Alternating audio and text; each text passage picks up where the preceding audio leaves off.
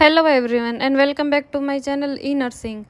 तो आज हम देखेंगे बहुत ही इम्पोर्टेंट न्यूज़। जो आरआरबी नर्सिंग ऑफिसर की रिक्रूटमेंट है उनका ऑफिशियल नोटिफिकेशन आउट हो चुका है, जिसके कि 5-6 महीनों से डिस्कशन हो रहा था कि आरबीबी की वैकेंसी निकलेंगी। तो फाइनली उसके बारे में हमें कुछ अपडेट मिली है।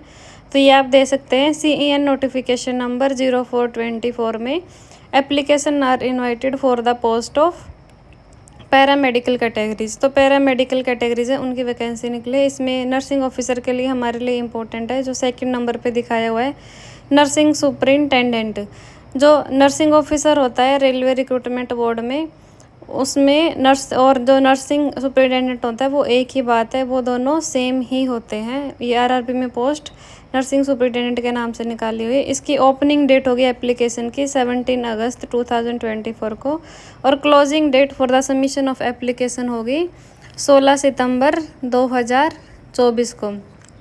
तो इसमें आप दे सकते हैं कि 7th CPC लेवल की पे होगी। इनिशियल पे 14,900 होगी। C1 स्टैंडर्ड होगा। एज 20 to 43 और टोटल पोस्ट जो निकली हैं नर्सिंग ऑफिसर और नर्सिंग सुपरिटेंडेंट की वो हैं 713।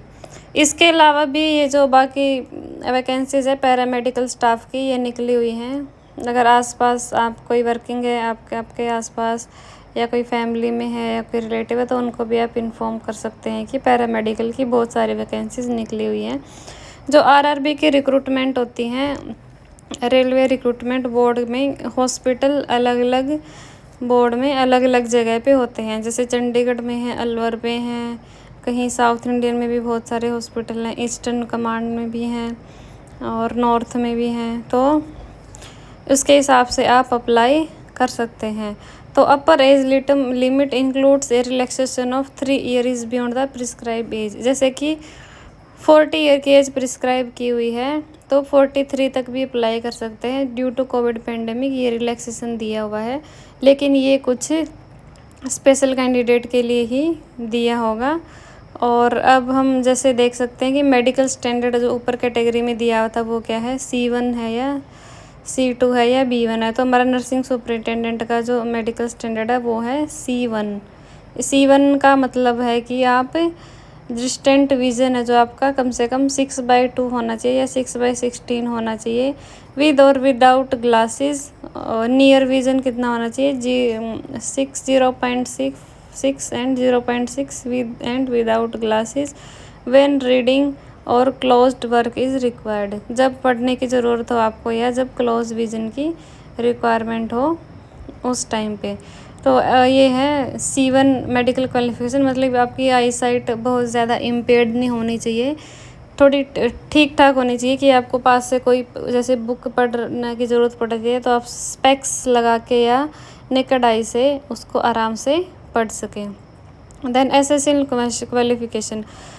क्वालिफ़िकेशन नर्सिंग डिग्री में जैसे होती है वही है कि इसमें BSc नर्सिंग, या आपने अगर GNM की हुई है नर्सिंग, या अगर आपने MSc नर्सिंग की हुई है तो आप अप्लाई कर सकते हैं। लेकिन इसमें कितना एक्सपीरियंस चाहिए या नहीं चाहिए वो अभी डिटेल में नहीं आया है। एक और डिटेल्ड नोटिफिकेशन आरआरबी के द्वारा रिलीज़ किया जाएगा, जिसमें हमें पता लगेगा कि अगर आप GNM नर्सिंग की हुई है आपने, तो उसमें एक्सपीरियंस की रिक्वायरमेंट है या नहीं है।